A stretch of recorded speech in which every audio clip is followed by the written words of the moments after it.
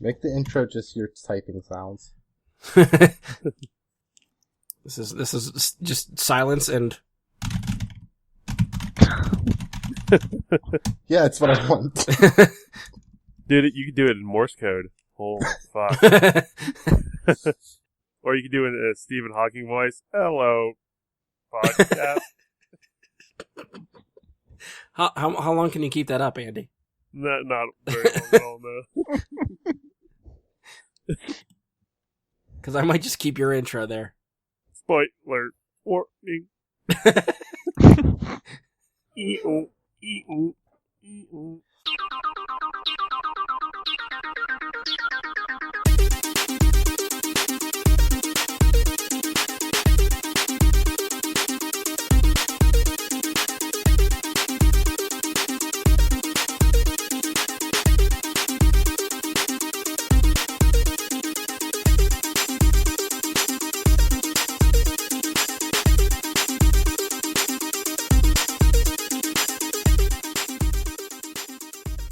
Hello and welcome to another episode of Brian and Super Friends. I'm your host, Brian Labick. Joining me for this episode is Andy Stoles. What's up, podcast people? Mike Bradley. Hello. And Ian Leidick. Sup, guys? I just clipped my nails and I'm ready to roll. He likes to be... Fresh. Yeah, fresh. Let's say fresh. He likes to be fresh for the podcast. We can't see his nails or care about his nails, but he's ready for the podcast. As I've been doing the last couple of weeks, I'd like to remind everyone that we're getting close to our 100th episode.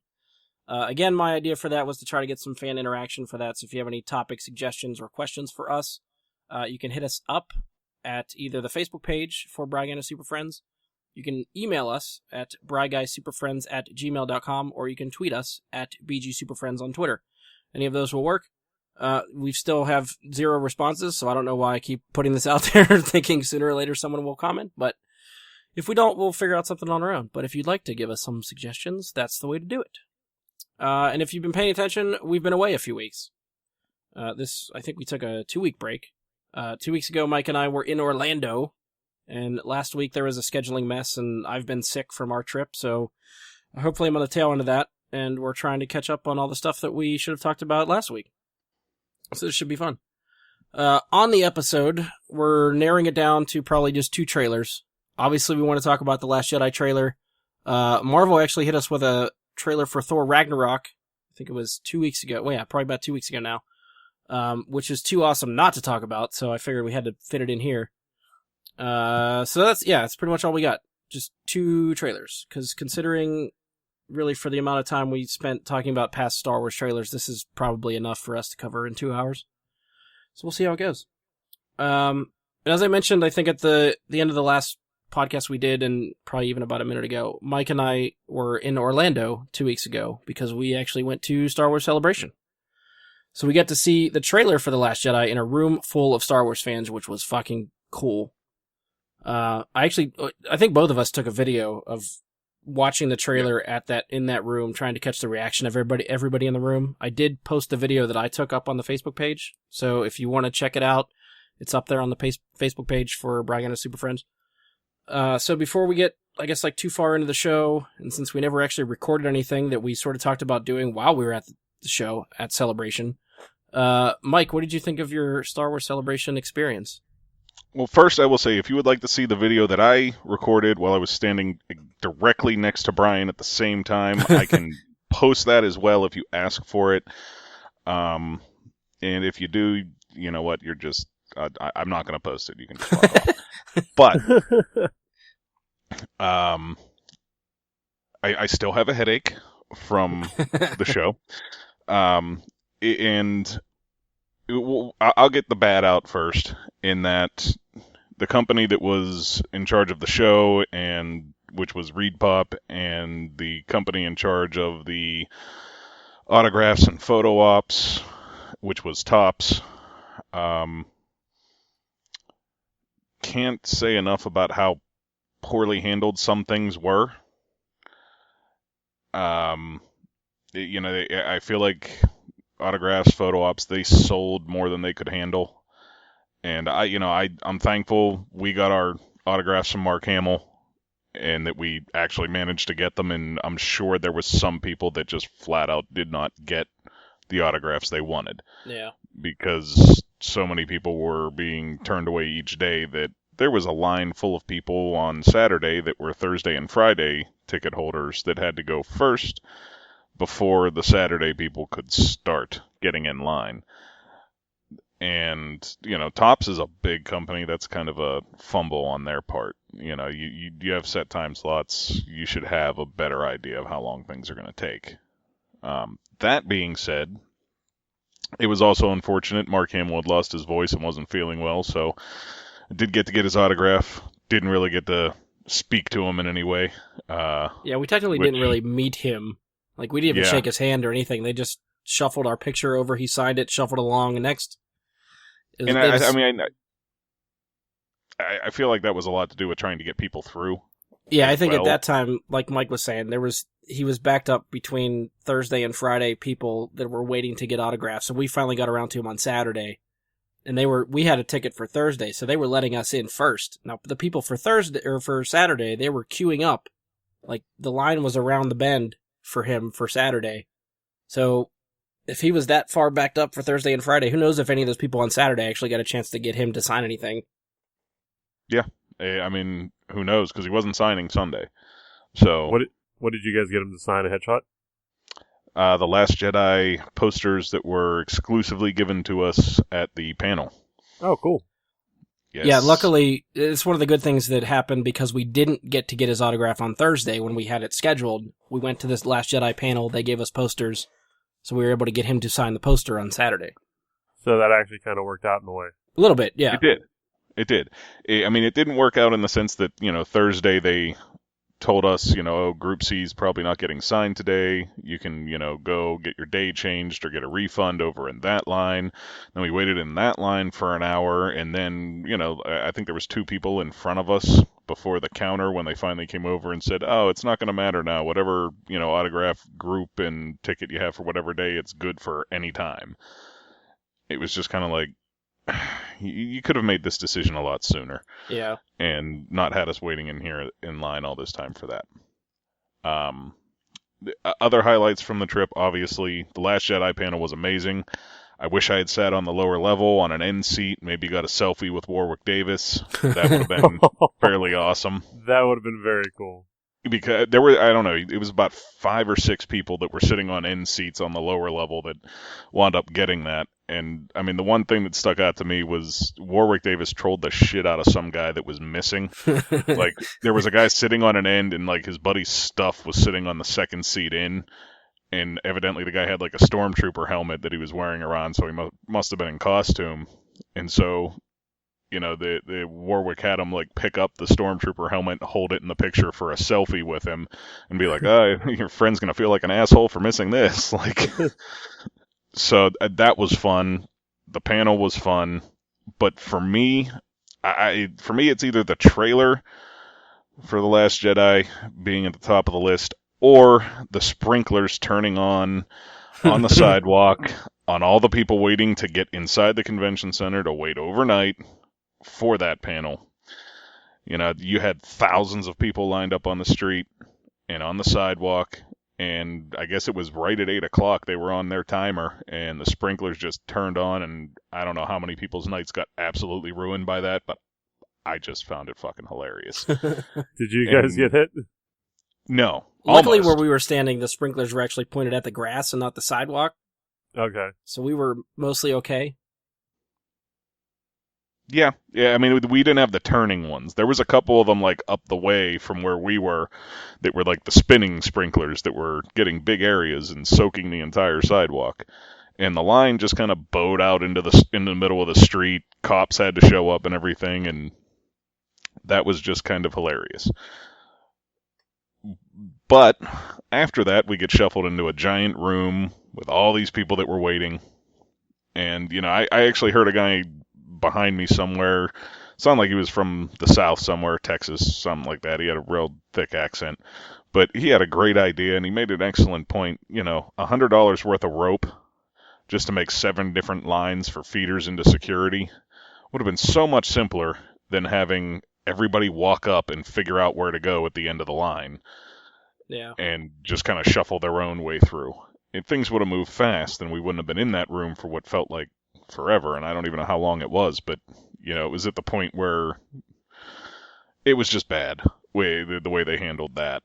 You got any other highlights you want to touch on? John Williams showing up. I mean, we weren't even in the room, but we got I did not expect John Williams to be there. Harrison Ford being there was a big deal because he doesn't show up for shit. And, I think partly that was commemorating Carrie Fisher and partly because it's 40 years, and those two things together I think got him to show up. Yeah.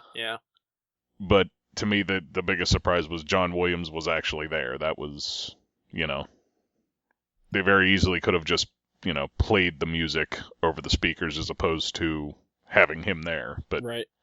What a treat that was for those people in the room. Yeah. And other highlights, not really. It was a lot of standing in lines. Disney was incredible. Yeah. Disney was honestly, the difference between Disney and the show was night and day. Disney, you go in, everything's running smooth, clockwork, everything's happening when it's supposed to, and your short lines. Wasn't bad. Yeah. And their alcoholic drinks were pretty cool too. What did you guys do at Disney? We had tickets they had something Friday night. Like when the convention floor closed, they had something from 7 to midnight at Hollywood Studios and Disney. Okay. That you could pay extra for. Like you get your separate ticket for that thing, but they called it Galactic Nights and it was all Star Wars themed stuff. But I think they kicked people out of that section of the park for that night unless you had those tickets. So waits to get into the lines and stuff were like 5-10 minutes. Oh, that's awesome. So yeah, it worked out really, really nice. Did you guys do the Star Wars ride? We did Star Tours. Yeah, you can ride that one like a bunch of different times and get a bunch of different stories, Oh, I didn't know that. We tried it one time and then we're like, oh, okay, next one. No, yeah, because it how it has that screen and C-3PO is talking to you or whatever when you walk over. Yeah. They have multiple different things that you can go through. Oh, I rode it twice and I was like, this one's completely fucking different than the last one. Cool, and then just kept riding it. Yeah. I ended up Googling it, but I don't remember how many different things there are. Yeah, because I thought I had heard that they updated it for Force Awakens, and then we saw something that was prequel era, and I was like, oh, well, maybe that's all they did then. Maybe they updated prequel stuff, and then we walked out a little bit disappointed, I think, but it was still a fun ride. Yeah. Yeah. I mean, for me, it was kind of it felt like a truncated version of what might have been a whole, So I kind of thought that, okay, maybe there is more to it, but maybe just for tonight they kind of clipped it down or something, Yeah. And, it would have been my luck. I would have went in a second time and got the same one or something and been like, oh, I guess not, and not known anyways. Yeah. But the little talk show they gave was also very cool. That was, what's her name? That is Hera on... Vanessa Marshall? Yes, Vanessa Marshall hosting with Alan Tudyk and the other guy, John Knoll, yes. And that was kind of cool because I assumed it was going to be a pre-recorded thing on a screen, and you went in and it was actually a live thing they had going on there, which was kind of neat. And they did it 3 times, so I don't know if they kind of rehearsed what they were going to say or they did 3 unique shows, but I have a feeling it was probably the same thing. Each time. It's a 20-minute talk show where they interview John Knoll for 10 minutes and they interview Alan Tudyk for 10 minutes. Basically just talking about behind the scenes of Rogue One and stuff like that. Yeah. That was pretty cool. I'll just try to maybe quickly just sort of summarize our weekend. So we get in there Thursday. We fly in Thursday morning, which is the first day of the show. By the time we get to the show, it's 11:30, noon, somewhere around there. As soon as we hit the show floor, it's just completely, you're overwhelmed with how much Star Wars stuff is out on the floor. And it's we're trying to go, beeline it to try to get a lay of the land. And between the two of us, every time we walk past something, it's oh, let's look at that. Let's take a picture. Let's look at that. Let's take a picture. And we just kept getting distracted as we're trying to get through the floor. We started hearing commotion. We finally get to about the middle of the floor, and they have a big screen just set up in the middle of the floor, which is where they were broadcasting the 40th anniversary panel, which we didn't get into the room for, but we got to watch the tail end of it on the floor. which was when like Harrison Ford came out, and then they did the video tribute to Carrie Fisher, which was fantastic. And that's when Mike was talking about John Williams. Apparently he was in the room and they just had him hidden behind a curtain. The curtain drops and John Williams is there with a full symphony orchestra and starts playing music to end the panel. Like, that was fucking cool. We weren't even in the room and it was fucking cool. Yeah. We sort of walked around, like we were talking about. We had tickets for Mark to get autographs on Thursday. We had some time to kill. Mike started walking around. I was determined to get into the Celebration store to get like the exclusive merch and stuff that they sell there. And you go over to the store and it's like the signs for the store tell you 2-hour wait to get into the store. To get into the store. To get into the store. That's fucked up. So I was like, well, we got time to kill. I'll wait in line. I'll make it through before we have to go over to see Mark. Well, I waited about 2 hours. I might have got a little bit over halfway through the line, and I was like, nope, I got to go now because we got to get an autograph. So that was 2 hours wasted. And so I start to go over to where Mark is getting like signing and stuff like that, and his line is just completely backed up. The way we get our tickets for the autograph is they don't give you a time to be there. You print your ticket, it has a group number on there. So we were group C. You get over the autograph area, there's nothing telling you what groups they're calling. You ask people that work there, what group are they calling? I don't know, see that person. I don't know, see that person. It was really, really disorganized. So at that point, I'm like, well, I'm just going to stand in line because I don't want to miss our spot if they're calling our group. So I waited in line for like, I don't know, an hour and a half. And then Mike was out walking around. He finally came back to meet me in line. He finally gets somebody that thinks they know what they're talking about, and they say, yeah, Group C is not being called today. It's like, well, we have tickets for today. This is the last time he's signing. What do we do? And they're like, I don't know, go see customer service. So it's like, what the fuck? So there's another hour wasted. We go to the customer service line, which they're sending everybody that has Group C to customer service. So customer service is backed up. It seems like there's only one person working the booth. So we're waiting in line for another hour before they come around and tell us what he was talking about earlier, that finally they're just going to open up our tickets for the rest of the weekend. We can find another time that he's signing and just come back and they'll let us in. And don't forget the point at which they told us that the other line that didn't say customer service on it was also for customer service. Oh, yeah. And that all these people standing in one really long line and there was a short line in the other one. And then like they waited, I don't know, we had to be in line at least a half an hour before somebody finally came over and said, you know, you guys can be in both lines. And it was definitely like one of those scenes from Office Space where we went in the shorter line and then our line didn't move, but the other line was moving. Yeah. And we're like, what the fuck? So, yeah, that was pretty much how we ended Thursday, which was about 4 or 5 hours of wasted time in lines, not getting anything to show for it. And at that point, like we're getting close to the end of the show floor time. We knew we were going to try to stay over to get into the Last Jedi panel. So we went back to the hotel, gathered up our shit, came back. We got back to the convention center around 7:30, and the line is already wrapped around the back of the building to get in for this panel the next morning. So that's when we stood in line. As we're outside, the sprinklers come on. Yay, that was fun. They filter us into the building. That's when we're a clusterfuck of people trying to go through security for bag checks and metal detectors and stuff because we're staying over inside the building. And that was probably another hour and a half to get through that mess. We get into the building. They have like the line set up where the metal bars and stuff filter everybody through. It's basically just like a big open aircraft hangar almost, where they just filter us in a line. And once you're in line, that was where we were staying overnight. So we just started to hunker down, put our shit on the ground, lay down, try to get comfortable, which ended up being cold as hell in that frickin' place. Like I couldn't get comfortable to even try to sleep because it was cold. But like, you see other people that are real prepared. Like they're bringing inflatable rafts and stuff to sleep on and literally mattresses that they were folding up and bringing out in line. Mm-hmm. So, I don't know. I think we were waiting in line. We were there trying to get some sleep. And then somewhere around midnight, we start hearing all kinds of commotion. We still don't know what the hell's going on. Just a group of people like working their way through a line. And you finally start to see glimpses of Rian Johnson in the middle of this crowd. He's really short, so like he was hidden in this crowd. You couldn't even fucking see him. Yeah. There was a circle around him. Yeah. And he's got somebody with him on a megaphone trying to tell you, like, listen, Ryan's trying to get to everybody. Just stay in your spot. He will come to you. Well, no, nobody's fucking listening, so there's still a crowd around him. So he finally makes his way through a line. He kind of hangs out at the end of the line over in an open area, still with a crowd around him. And then just a line starts forming to see him. So I guess they finally start lining people up. Mike was still trying to sleep, but I was like, fuck it. Like, I'm in line. I might as well stand in another line. So I went and stood in the line for Ryan Johnson. Fucking exhibit over here. Yeah. So, yeah. Did you sleep in the other line to meet him? Did you sleep in that line? No. I stood up in that line for however long it took me to get him. Hour and a half. But I mean, Ryan Johnson, to his credit, stuck around until 3 or 4 in the morning just to make sure everybody that was in line got to meet him. So I did get the chance to like shake his hand, talk to him for a couple seconds, and he signed my badge for Friday. And I got a picture with him, which was pretty cool.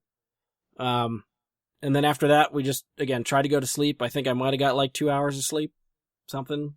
I don't know. Mike, did you sleep at all when you were in line, or were you up all night? Oh, no, I slept. Okay.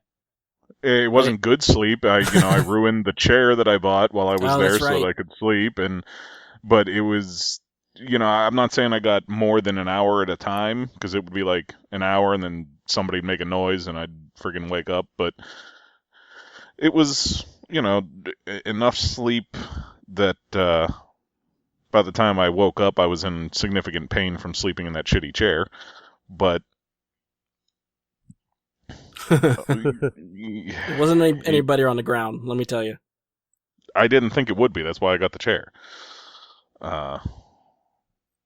So. Yeah. So yeah, we finally get around to, 6 in the morning, I think, when they were starting to hand out the wristbands to get into the panel, which is how they filter you in. So everybody starts standing up. They start filtering through the line, pushing the line through, giving people wristbands. As we're getting to we have to go down the aisle and then turn around and come back to where the wristbands are. We can start seeing them getting the other wristbands out, which was because they had the main room and then they had 2 overflow rooms for the big panels. So they were handing out red wristbands for the main stage and then blue for the second, the first overflow stage. So we see them getting the blue wristbands ready. So we're like, I don't know if we're going to get in. We finally come back around. They're giving us the blue. We're like, motherfucker. So we're already kind of jacked that we stayed overnight. We didn't even get in the main stage room. And then we thought about just going back to the hotel, trying to sleep, come back. And then as we're getting our wristbands, everyone is running out of line to circle back around to get in line again because they're queuing up for the room already. So it's like, well, shit, we're already here. We might as well just wait another 2 hours to get into the room. So we circled back around. We got into another line. And I don't know, 10:30 or something. I think they finally started letting us into the room, which we get in there, which was, I guess, where Warwick Davis was having his panels. So he was sort of there warming up the crowd for 10 or 15 minutes before the panel started. That was when Mike was saying he was going up and down the aisles, kind of just riffing on people, which was the greatest thing ever. Yes. So yeah, then we're inside. We're in the room for the panel, which was, even watching it from the live stream on a bigger screen was fine. You're still in a room with Star Wars fans, and that's the experience I really wanted. So even though we weren't in the room where all the, guests and stuff were, it was still just an amazing experience being in that room. We walked out, we got our posters. At that point, Mike was just like, I can't fucking do it. I'm going to get a nap, because we knew we had Galactic Nights at Disney that night, so we needed to be rested because we're going to be there until midnight. So he went back to take a nap, but I'm walking out of that panel thinking, I am fucking energized, I am excited, I can totally last all night. I'm going to try to make it through the show store line again. So I queued myself back up in a 3-hour line to try to get into the Celebration store. I think I made it about an hour of standing there before I'm like, nope, I'm going to pass out. I got to go back to the room. So I went back to the hotel room, took a nap with Mike, and then... Wait.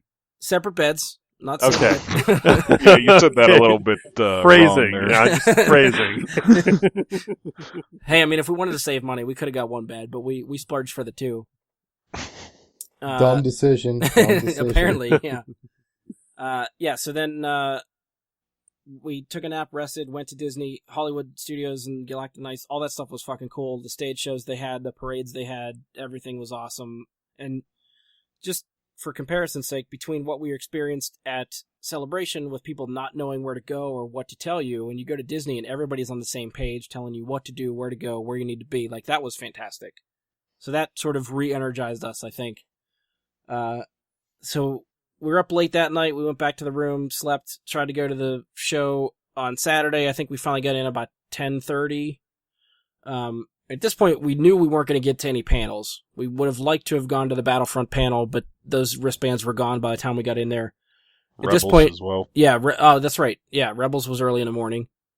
And at this point, we have an autograph for Mark Hamill, an autograph for Alan Tudyk, and a picture with Alan Tudyk that we paid for but haven't gotten yet.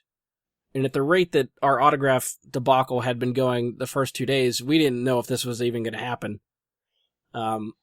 We got into, I think Alan was first. We got into Alan's line decently early, got about halfway through when we started, and that line went through fine. We got his autograph. We actually got to shake his hand and talk to him for a couple minutes. So that was cool. Then right after him, we tried to go right into Mark's line, and we thought they were going to give a shit because we still had tickets for Thursday. Like, we expected a fight of like, well, your thing says Thursday because this is Saturday. What the fuck do you think you're doing? But like Mike said, they were letting Thursday and Friday people go in first, so we actually got in that line near the beginning. Got through that one fairly quickly, but again, just a little disappointed that Mark wasn't talking to anybody, and we didn't even get a chance to really shake his hand or anything, so that kind of sucked. But made it through there. I think we had maybe an hour before we sort of walked around and then tried to come back to the photo op booth for Alan, which was another clusterfuck. They just kind of like leave people in an on-call area and then call you up by group and who you're trying to get photo ops with to stand in line. And sure enough, as we're there waiting in this on-call area, somebody in the line in front of us passes out or some shit. They had to get paramedics and frickin' EMTs and stuff in there to get somebody out of the line on a stretcher, which pushed us back another 45 minutes. And that fucker. I hope he died. That's what he deserves. I don't know. Just at that point, I think I'm you're like, saying have some fucking compassion, Brian. at that point, I'm really irritated with these lines, man. I can't take it.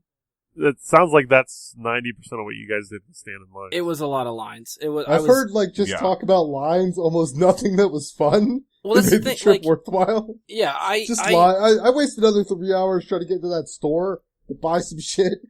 That was how so I ended another my 2 Saturday. hours trying to get in the store. Yeah, I tried a third time getting into that store on Saturday.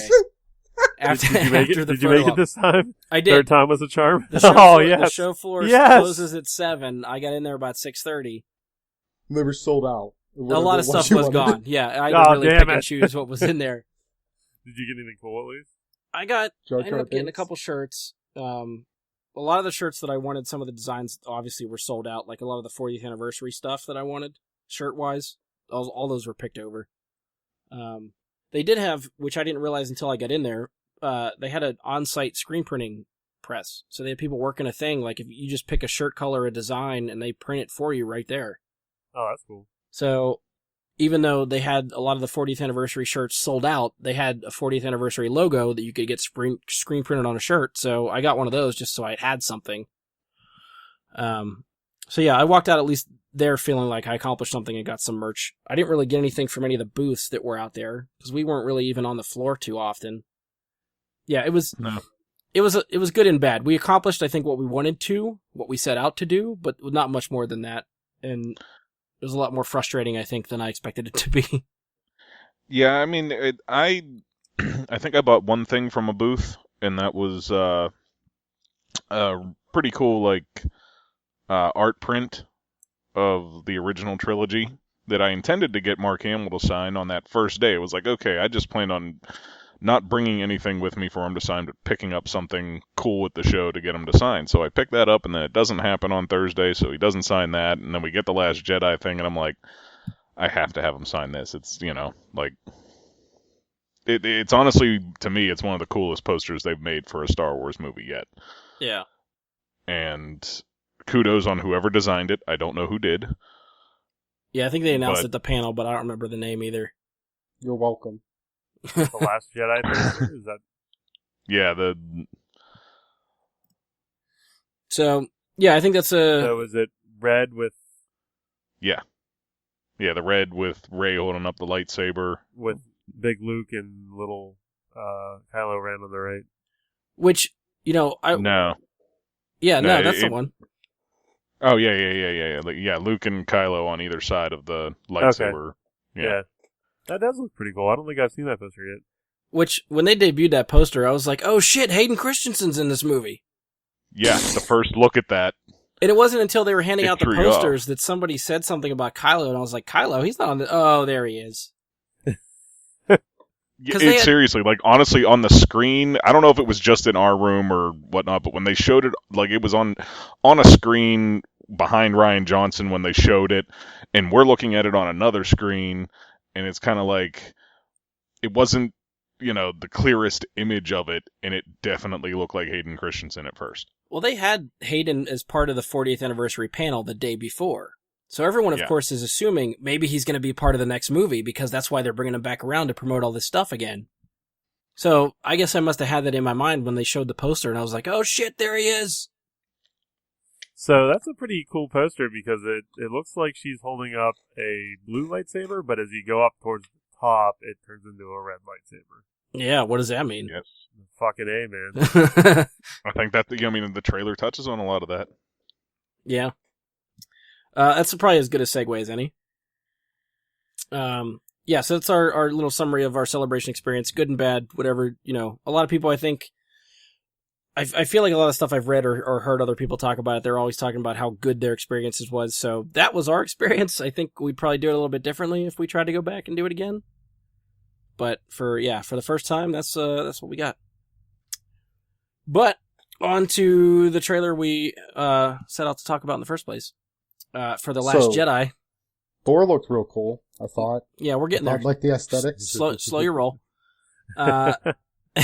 As Ian sort of pointed out before we even started recording, every other time we cover a Star Wars trailer, we end up just covering it scene by scene. So it's probably just easier just to go with that plan and try to go scene by scene.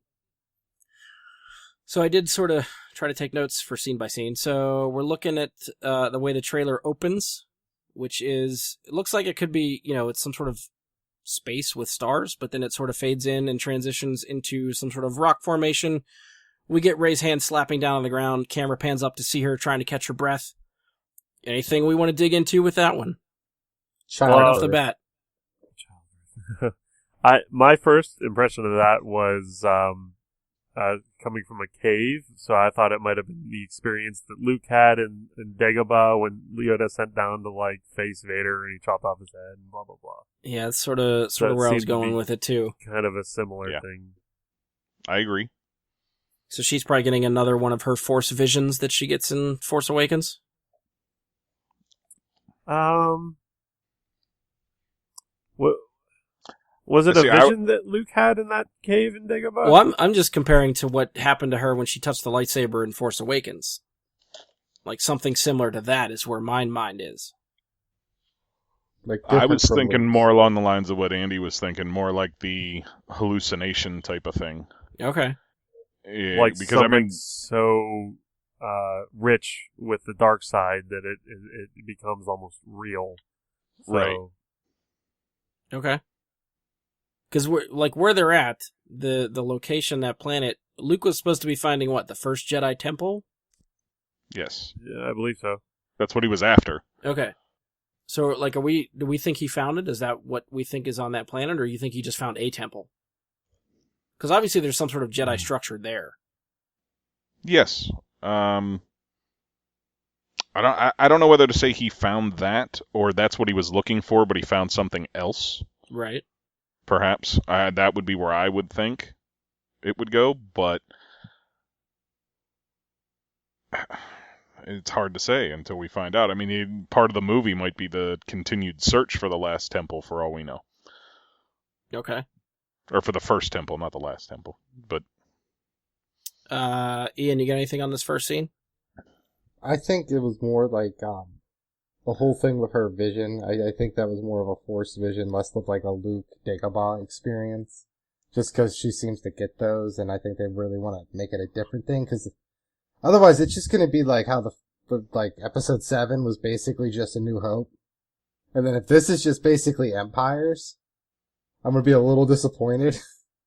Well, if that's what they're doing, they're just gonna hit the same beats with like updated characters and different visuals. Like I kind of want something new. I agree on wanting something new, but I mean, if you look at what we're getting out of this, she's going to be training to be a Jedi with Luke, the way he was training with Yoda. That part of it is going to parallel. Like, I don't think there's any way around it. Training to be a Jedi, though? Maybe. I think the scene with her and the lightsaber on the rocks on the cliffs kind of solidifies that. Yeah, but he says there are not going to be any more Jedi.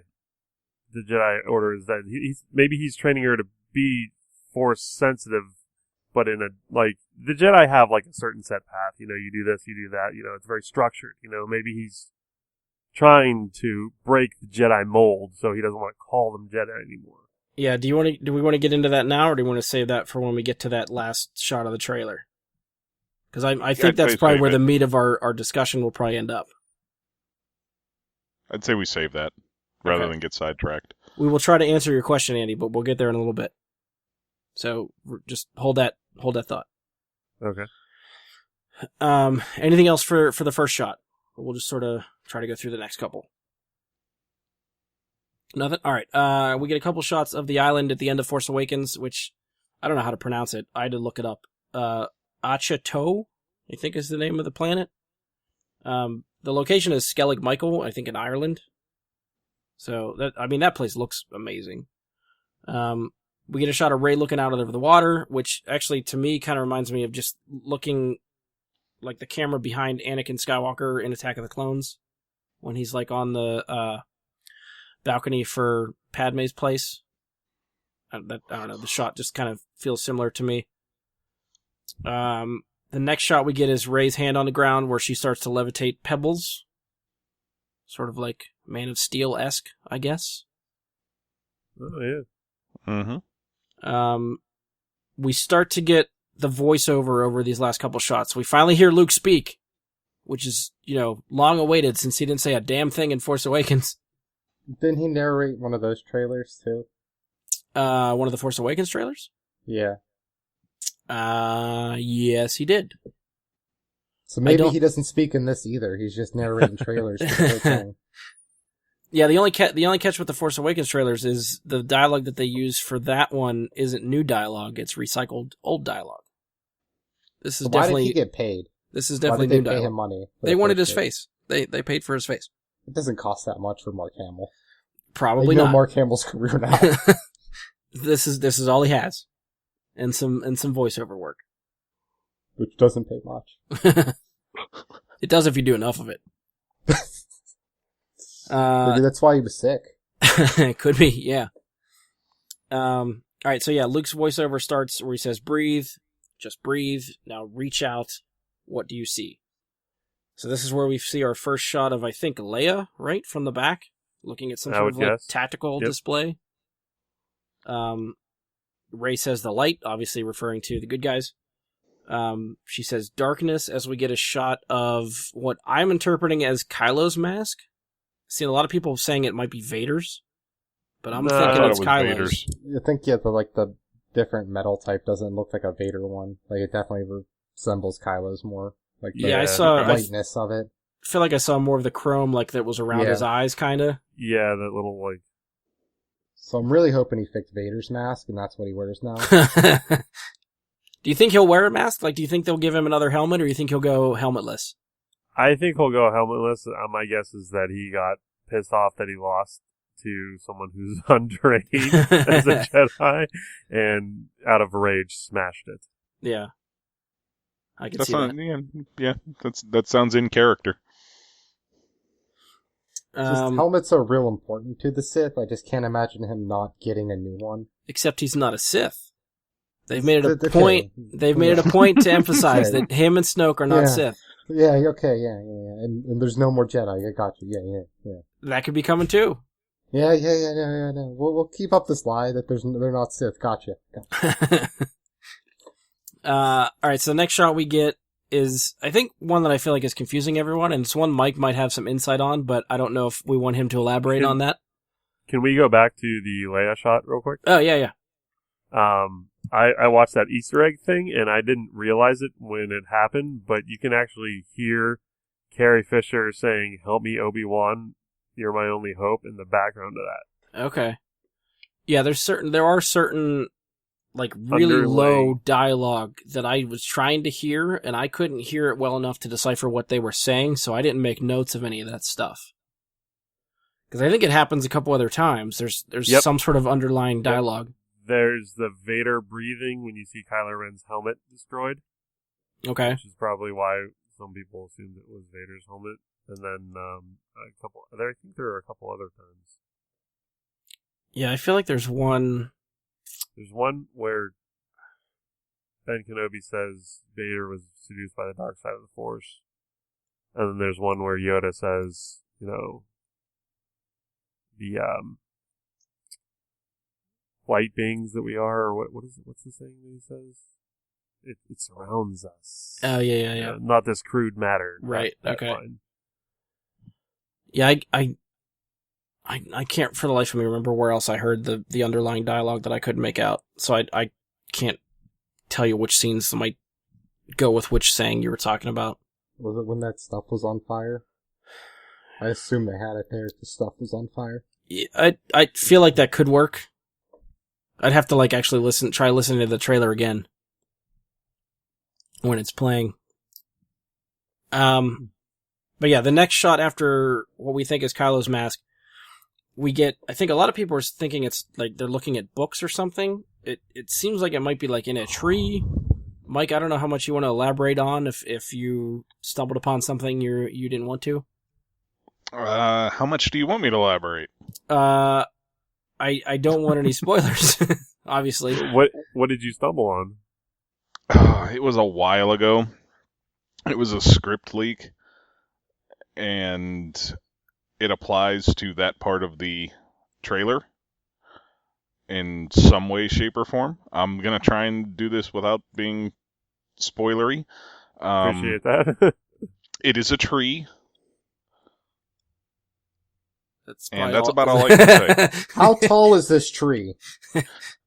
I don't know. It looked like they were in the roots. So, because basically, the shot kind of looked like they were in the tree. When we saw the trailer in the room, there was a guy catty corner in front of me who lost his shit when that shot came up. Big Ewok guy. And yeah. after the trailer, Mike even turned to me and said that, yeah, well, I think when they played it again, because they played the trailer a second time, I think that was when Mike was telling me, hey, remember that script leak I told you I found? Yeah, that shot confirms some of the stuff I read in that script leak. And that's when I was like, don't tell me. I don't want to know. Yeah, and trust me when I tell you right now, I wish it wasn't true. And that's as far as I'll go. So how many Ewoks die in this movie, Mike? All of them. Damn it! They're all gone. Ian's betting hard on Ewoks. First the Puffins and now the Ewoks. This is sad. I wonder, Brian, did you read The Shattered Empire? Yes. Didn't Luke try and save a couple of Jedi temple trees? Yes, he did. I wonder if maybe that has some. Maybe it's one of those. It could be. Well, yeah, because we don't know. Because he saved two. One Luke took, and the second one went to Poe Dameron's parents. Poe Dameron's parents, yeah. So that's the only thing I know about trees in Star Wars. So because the comic shows the one of the trees planted in the yard where Poe's parents sort of call home, but we don't know what Luke did with the other one. The comics never explain that, so that could be something. Mike, you do not have to yay or nay if you don't want to, if you think it's too spoilery. I was shaking my head one way or the other, and I'm not going to tell you whether I was shaking it yes or not. I think Ian's the only one that noticed. Okay, yeah, I wasn't looking at the at the camera. So, that's all I'll tell you. Okay, fair enough. Yeah, so I guess if anybody wants Mike to elaborate and wants spoilers, hit him up on Facebook and see. Yeah, sure. You know what? Send me a Facebook message. If you just send me a Facebook message, say I'm a fan of the show, and I will send you something that may either make or ruin Star Wars for you forever. Do you think you can easily find that script leak again, or do you think it's just taken offline and hidden somewhere? I haven't tried. I'm just thinking if somebody asks you for like source material and they want to read what you read. If what I read is true, and having seen that, it sure as shit seems like it's true. I really don't know how I feel about it. Yikes.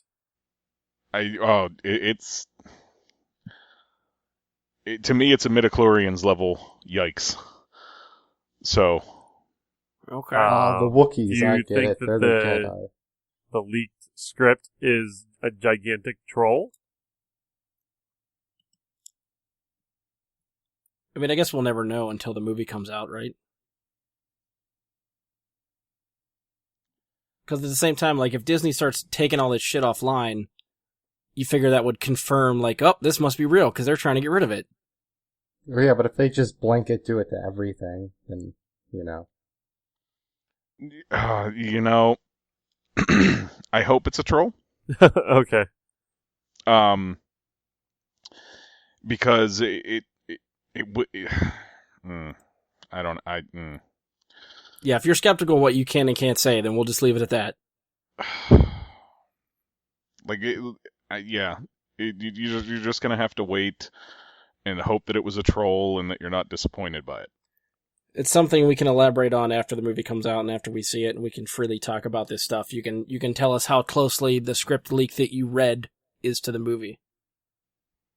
I'm just happy George Lucas is apparently still involved then. Where do you get that from?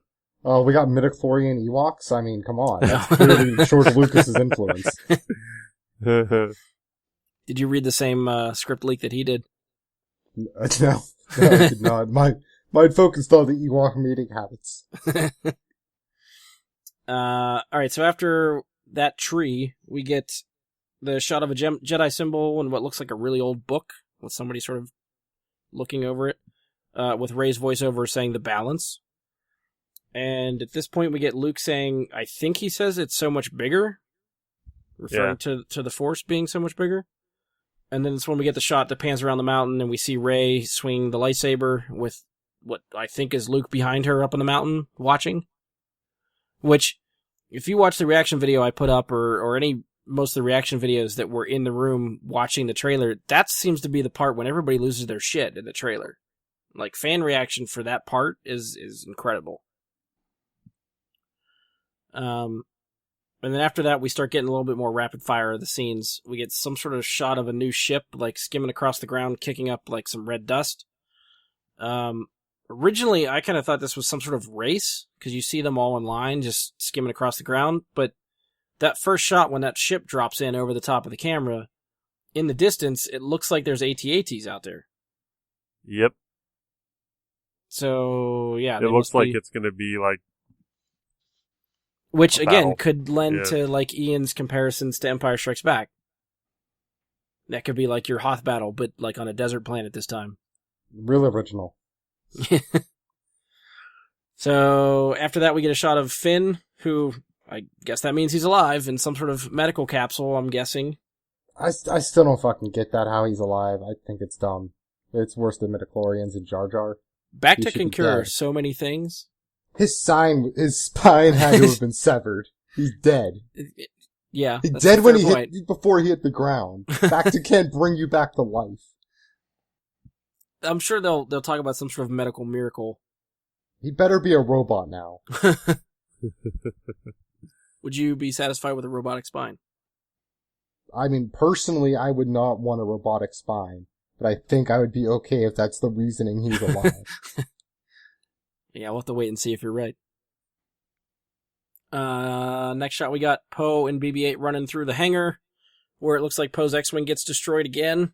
He's just due to lose an X-Wing, I guess, in every one of these movies. He's great with the X-Wing when he's in it. He just doesn't know how to keep it safe when he's not. Good point. We get our hero shot of the Falcon, flying away from some TIE fighters, which always looks fucking cool.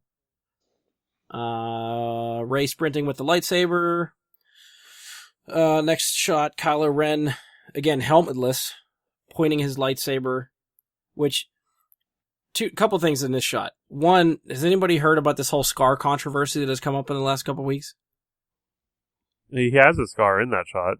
Right, but They it's in a changed different spot. Really? Than when he gets it in... At the end of Force Awakens, it's like comes down from the middle of his forehead, down his nose, like the side of his nose, and then across his cheek. In the shot in the trailer, it's just over his eye. So there's people like, what the fuck happened to his scar? Why is it in a different place? Ryan Johnson has actually come out and said, listen, I moved it. It's a creative difference that I took because it looked goofy as hell down the bridge of his nose. Really? So there's a behind the scenes explanation for it being in a different spot, but people are like losing their shit over it being in a different spot. Yeah, I think I'd probably would have preferred it the way it had happened to him, but I mean, hey. Are they going to re-edit The Force Awakens so he doesn't get cut there? Now it's over his eye. The Force Awakens Special Edition. I'm excited. I'm hoping because otherwise people are going to bitch forever if they don't edit it. Yeah, there's always something for people to nitpick about. I guess it's just another one of those things. I mean, it's the same thing with Game of Thrones with, like, the dwarf and his scars, like how they Yep. changed it for the TV show. Yep. There you go. See, there's always Scargate. It's fucking real, dude. I thought we were talking Lion King, personally. I'm a little confused about it. The other thing I wanted to bring up, is anyone surprised that Kylo looks like he has the same exact lightsaber from Force Awakens? Because I was under the impression that Rey sliced it in half at the end of their fight. It always kind of looked like junk, like not a perfect, well-maintained lightsaber, so I wouldn't be surprised if he jury-rigged it back together. Okay, fair enough. And, his dad's pretty good with, like, mechanical stuff sometimes, so I figure he could be, too. Okay, I see what you're saying. At first I thought you were going to say his dad helped him put it together, but I was like, wait a minute, his dad's dead. Well, his Force Ghost haunted him. His grandfather was exceptionally good at mechanical stuff, so... Also true. He built these C-3PO. two robots. Yeah, two. They're in every movie. He didn't build R2. No, he built this little robot inside a 3PO. It fixes the 3PO. Like a mini-me 3PO. Yeah, you guys never seen that? I must have missed that detail somewhere. Rewatch the first one. I guess I have to now. I'll have to rewatch The Force Awakens, because I can't remember what happens to Kylo's lightsaber, honestly, at the battle. The same killing blow, I feel like, that she takes on him to give him the scar, it's either a stroke right before, or that same stroke that I feel like she cuts his lightsaber in half. You sure she doesn't just disable it? I mean, if you disable something with a lightsaber, it's gotta be cut, right? Yeah, but not, like, completely irreparable. I mean, maybe not. I mean, shit, we've seen lightsabers, like, dual lightsabers cut in half, and then you just use, like, one half of it still. True, yeah. I don't get how that fucking works, but that's happened. Well, there's two crystals in a dual lightsaber, so... But, like, the bottom's empty now, right? So, like, what's going on down there with the cut half, I would assume that the double-sided lightsabers are essentially two put together, and if you cut through one, then the other side's still going to be functional because you'd have to cut it like part right. Of it.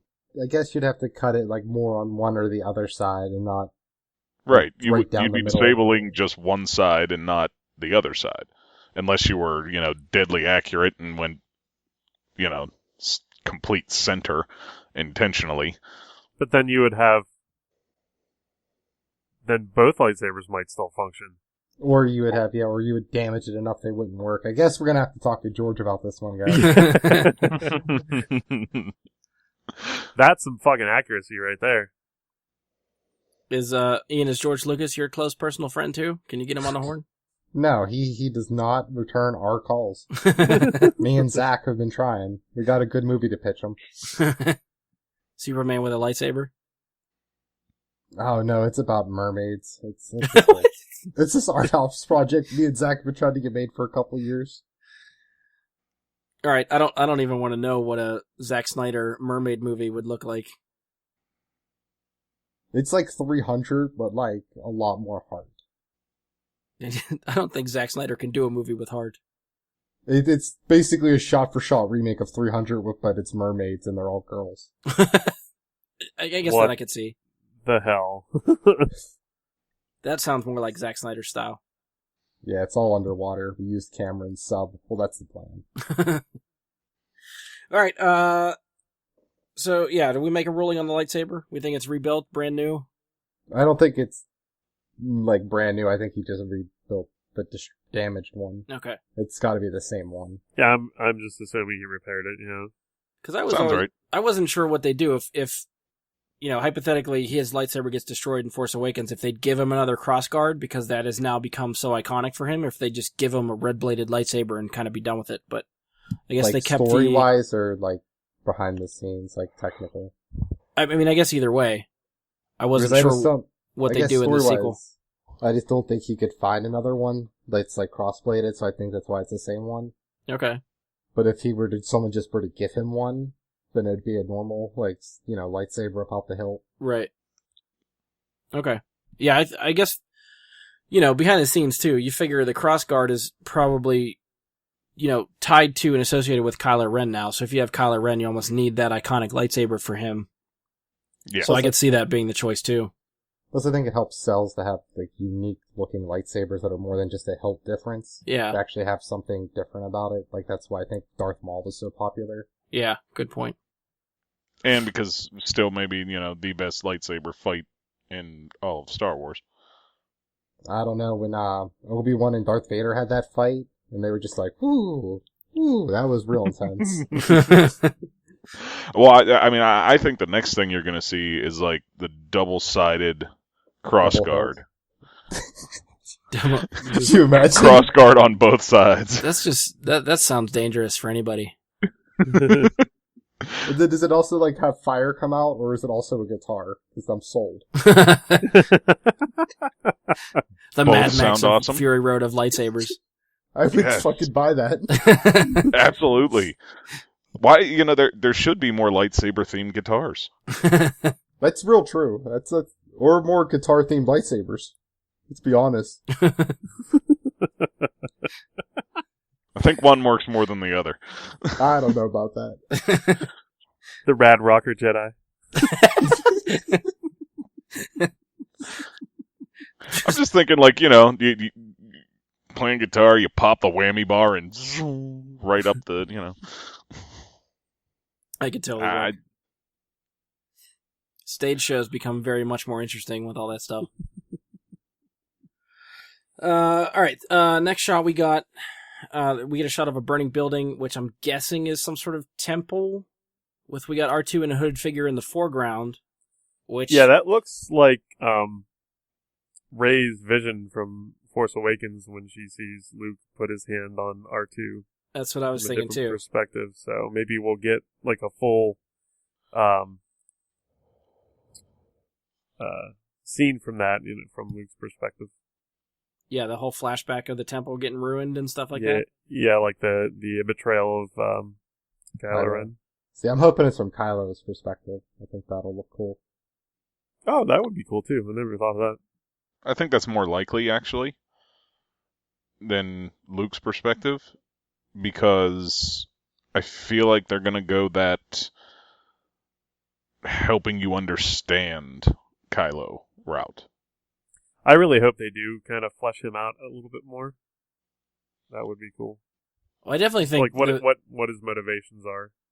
I definitely think, and we may have talked about it in the past, I think this movie is going to focus on Rey and Kylo. Each of them going through different types of training, so they're gonna like mirror each other. So you think you don't think it'll be like Kylo's past training and her current training? You'll think it'll be current Kylo training? Yeah, because they leave Force Awakens with Snoke telling him, "Bring him to Kylo Ren. Bring me Kylo Ren. I want to complete his training." Right. Yeah. So yeah, I think you're gonna get, the back and forth of both of them training. The middle of the movie, second act of the movie is gonna be all that, and then the third act will eventually lead to their fight. With Eye of the Tiger gonna play? I hope so. Straight up 80s training montage, like it needs to happen. John Williams Eye of the Tiger plays, and Carl Weathers shows up and runs on the beach with Rey in short shorts. They hug it out at the end. It's kind of awkward, but it's okay. Slow motion high five. Yeah. It'd be great. I think I would really enjoy if they show a lot of Kylo's past training, just to show how Luke failed him constantly throughout, I mean, if they And how flesh he out tries this to scene, adapt. yeah, they could do that. And that could work really well. Anything else to add for Burning Temple? I'm really hoping we get to see some younglings die again. I guess we'll see how dark they go with it. You may get your wish. Next shot we get is what I'm thinking is Captain Phasma leading some troops. So we get Why? confirmation that she's still alive. Why is she in charge of anyone? She lasted, 5 seconds? Yeah, she didn't get too much to do in Force Awakens. Like, She taken got out by put into a garbage man? trash compactor, yeah. By a garbage Which- man. Like, They announced this at Celebration. If you want to know how she got out of the trash compactor, there will be a 5-issue comic book coming before Last Jedi to explain how she got out of there. I hope the first Huh. 4 issues are just her sitting in there crying about how shitty she is at her job. Is the comic gonna yeah. be called Captain Phasma? Yeah, it's just straight. Yeah, I don't know if it's just Phasma or Captain Phasma, but yeah, it's something straight. It's about her. Yeah. Okay. I hope it's Captain Captain Phasma, the Phasma, Stardust the new- Crusaders. I was gonna say the new Toxic Avenger. Oh, there you go. That's better than mine. She's actually getting a tie-in novel too, so I don't know what the novel focuses on. If it's more just set up for Last Jedi, or if it's another story of how she got out of the trash compactor. But I'm pretty sure it's 150 pages of her crying about how she got locked in a trash compactor by a garbage man. I hope that is elaborated on. I want to Right. see more about that. Probably gotta eat nail clippings to survive. Back to the no. All right, moving on. The next shot we get is shots of some sort of big space battle going on. There really isn't too much, I don't think, to dig into there, other than different ships fighting each other. Yeah, Yeah. I thought it was weird that it looked like they actually had a line Yeah, of ships instead of like, I don't know, the battle with the last Death Star and the Return of the Jedi. It just seemed like all of them were just kind of like there. You know, this one looks like it's more structured. Like, okay, let's build like a stockade or something. well, it's almost you know, like a they line. set them up like a naval battle, Yeah, Mhm. which works when you're on the water, but when you're in space, there's fucking 4 dimensions. Go around. Like Yeah. that's what never. It's like they put one ship in front of a planet, and it's like, oh no, the planet's blockaded. Go to the other fucking side of the planet. Like, it doesn't make sense Well, to me. I think that was like the point they made in the Family Guy episode for when they did the Empire Strikes Back with Family Guy. And, you know, it was like, and we're going to fly off and we're going to shoot. We're going to disable them with the cannon. And we're going to go right that way. And, you know, a guy raises his hand and is kind of like, so with literally an infinite number of directions to leave this planet into space, we're going in the one direction that they have ships. Right. Yes.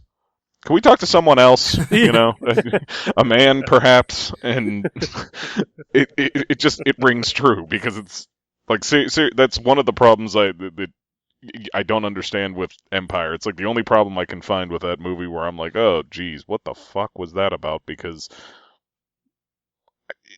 it's infinite. Yeah.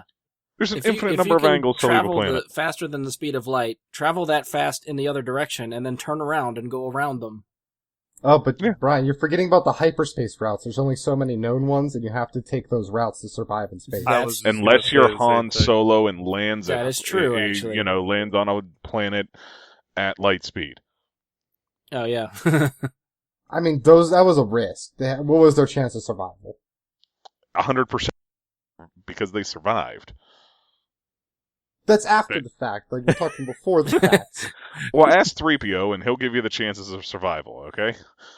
Never Not tell high. me the odds. Plus, Well, that's K2. That's not 3PO.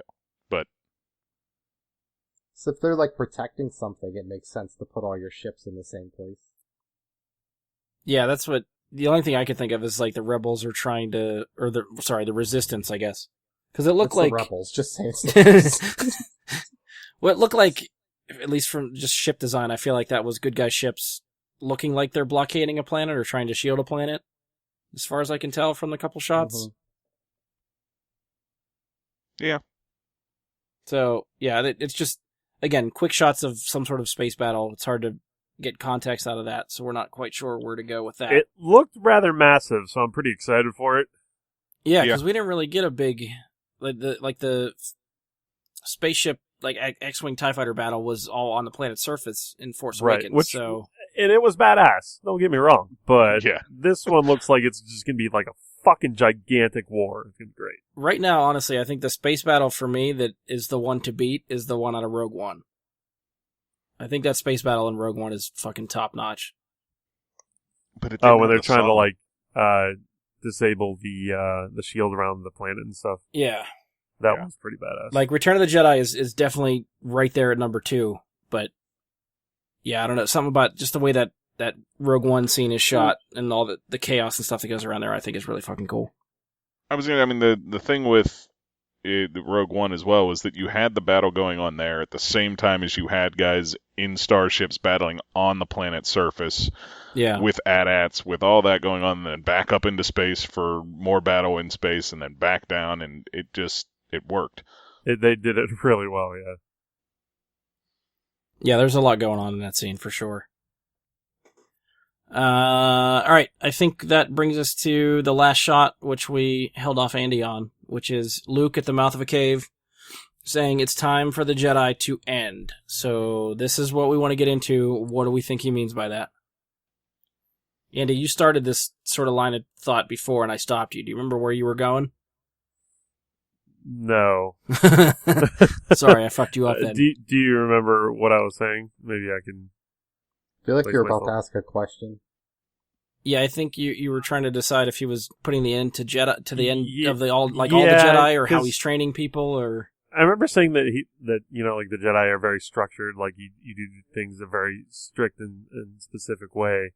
So maybe what happened was he did find the first Jedi temple, and reading these balanced texts, maybe the Jedi temple the Jedi Order was actually hiding things about the Force.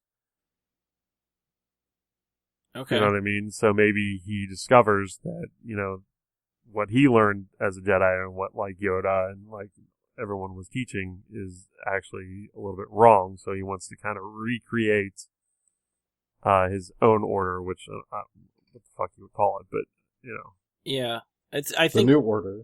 I think your line of thinking is sort of falling in line, sort of where I'm thinking. And Ian and I were kind of texting back and forth last week about this. He had one side and I had another, so we'll see if he can chime in too.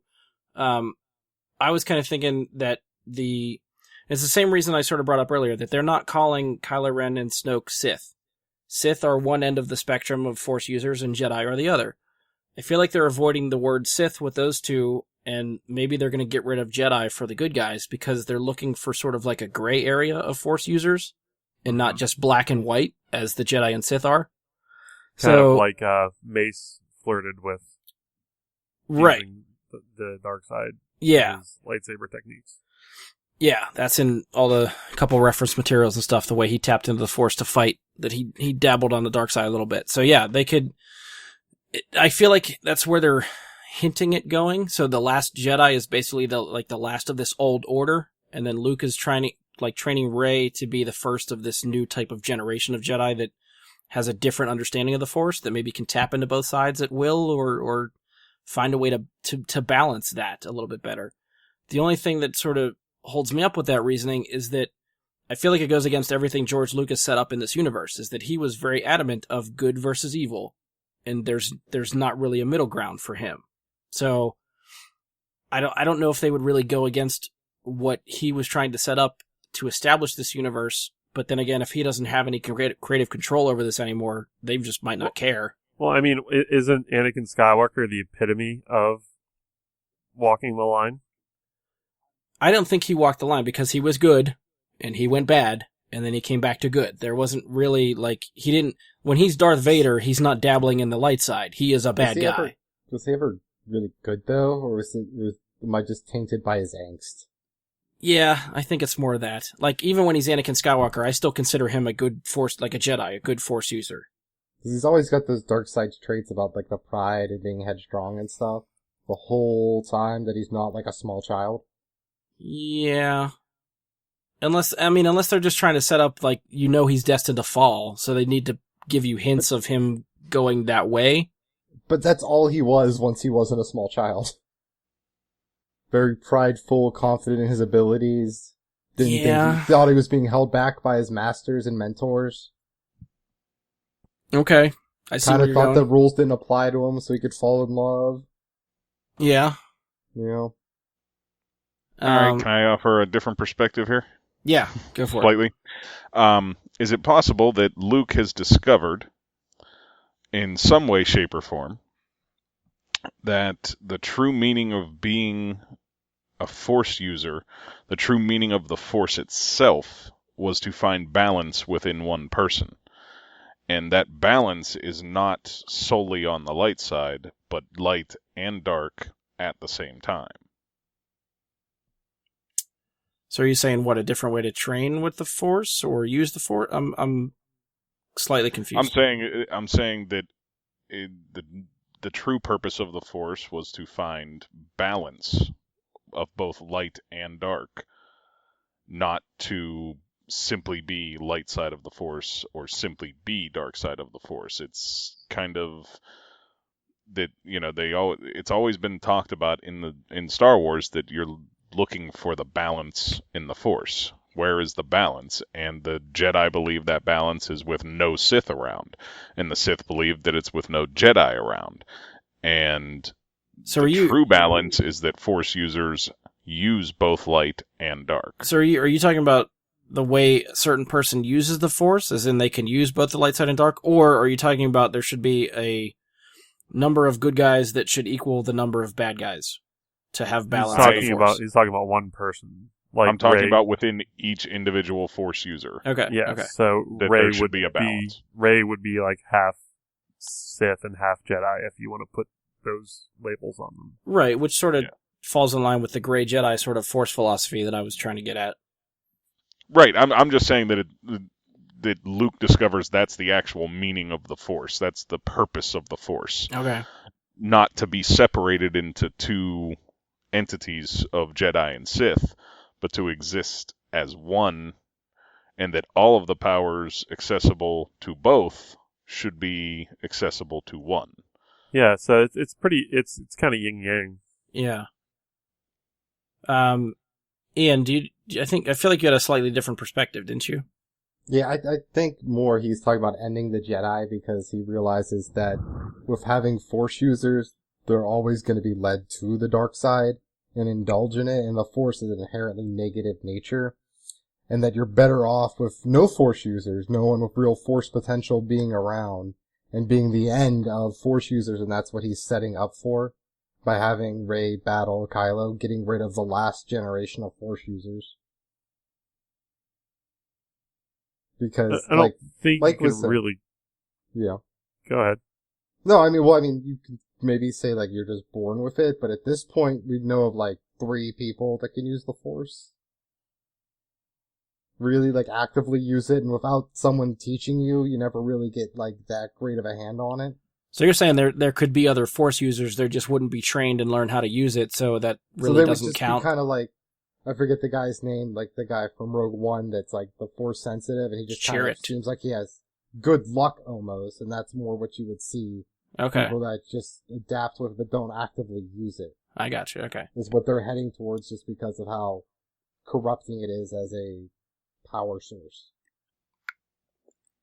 Like, what do you guys there's no think? proper way to sharing someone because they'll always end up corrupt. What do you guys think of that theory? I can see how Luke would feel that way. Yeah. Yeah, lots of people have died because of it that he knows personally and are related to. Yeah. Yep. I can see that. And, like, him being on that island and grieving would definitely point him into that line of thinking. Yeah, the Force has brought him basically nothing but pain since he's learned about it. Very true. Yeah, if he's just up there by himself, just thinking, stuck with his own thoughts about, like, what do I do? If, again, if he sort of is the last of the Jedi out there, yeah, I could see him coming to that decision. I think that's where, when I was talking with Brian about it, we came with the disagreement. He thinks it's going to be the start of a new era, and I think it's going to be the end of like a reign of Jedi or Force users in general. Right, okay. So, let me ask Mike and Andy, you guys think that the Jedi will be done and this is the end of Force users, or do you think we'll get like another generation of Force users that maybe just learn different techniques? Well, I think the Jedi are definitely done. But as far as the Force users, I think to progress the story, they sort of need them. Yes. Okay. Star Wars has been about the Force since the beginning, and Disney is not jumping off this gravy train at the end of Episode 9. They may take a short break again, but Episode 10, I'm sure, will be coming. It's a matter of, do the next set of episodes they go to end up with new Force users discovering, say, ancient holocrons, and learning the Force that way, or are they like Rey and untrained but have heard about the legends, read about them, and she manages to figure out how to use the Jedi mind trick without any prior knowledge of its existence, as far as we know. So she must have heard about it through legend and known that she could try it after an encounter that kind of exposed her to the Force. And so she does, and it works. And who's to say that that's not how the next generation of Force users begins? Is the same kind of way that Rey did. Just sort of stumbling upon it. Yes. That's what she did. Yeah. Yeah, I could see that too. And more sort of, Mike, what you brought up about Disney wanting to make money. I feel like if they want to dabble in movies that don't have to deal with the Force or Jedi or anything, that's what these standalones are for. If they want to keep the Force going and, anything with a lightsaber is bound to make money. That's going to stick to your episode movies. But I mean, we've seen, I guess, assuming John Boyega isn't a Jedi, you can apparently use one without training and anything and be fine. Well, true. You just pick it up and just start swinging it like a baseball bat and hope you get somebody. Rey's Force sensitive, but she had 0 training and she beat Dark Force user, I guess. Is that what we're calling them? A Knight of Ren? I can't. What is his title? The leader of the Knights of Ren? Isn't that what? It's about the only thing we have to go on. Is he even like the leader? Is he like the sub-commander of his own knights? He's just a lackey for somebody else in the Knights of Ren. He's not Lancelot, he's Gawain. I do want to know if they're named after him or he's named after like the knights. Yeah, I was always curious about that too. I assumed they were named after him, that they were his knights, that he named himself Kylo Ren, and he took on these knights, and they became the Knights of Ren because of him. That was my assumption. Yeah, I mean, it's fine too, but I guess I'm really liking the whole that maybe Kylo's just being manipulated along and that he got named because they gave him some knights that happened to be called the Knights of Ren.